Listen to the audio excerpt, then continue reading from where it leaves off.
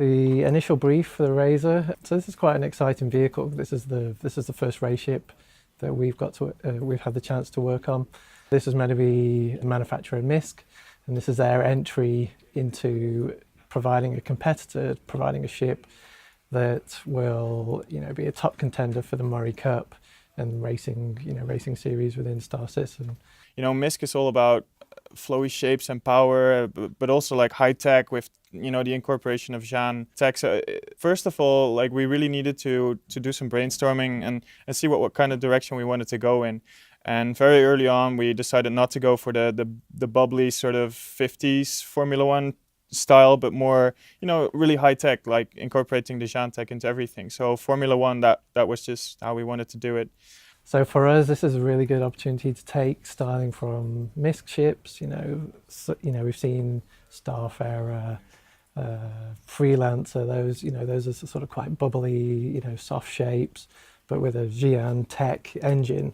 Most of the time that I spent these last 2 months designing this was actually on the main body and getting all the reflections to line up, and all the bodywork and the shapes to just flow, and it was quite the challenge. But again, like in the end, it will look really awesome when it flies past you as it wins the Murray Cup in front of your face. Styling is more of a hybrid. What we've done is, and with Chris's direction, we've pushed in this sort of Formula One direction, and then sort of added a sort of an additional layer of sort of splitters and spoiler tech, sort of like 3D printed, to give us some more interesting shapes.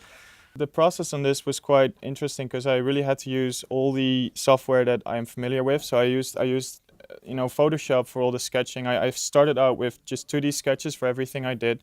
Then I blocked it out in a program called Modo, which is standard polygonal modeling, just like Maya or Max. And then I really like the creativity that you get from it, but it doesn't give the super perfect smooth finish that you want of a Formula One car. So then I took it into Fusion 360, which is a program that is really similar to Autodesk Alias, which is used in the car manufacturing industry for years, and that really gives you the nice transitional smooth surfaces. So it's all modeled in NURBS and in CAD software, most of it. And then actually I took it back to Modo, and I finished modeling all the sky, the skirts and all the splitters in Modo.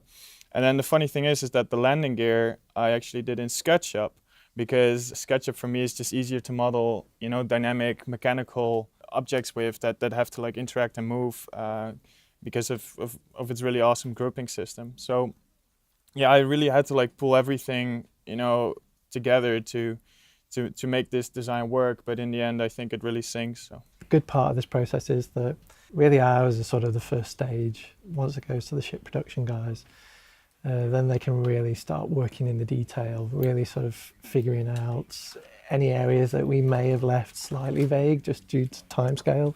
And then they really just sort of get to polish it up. I mean, fans are aware now of the sort of level of quality we can achieve, and that's down to those guys, and they'll really sort of take it to the next level.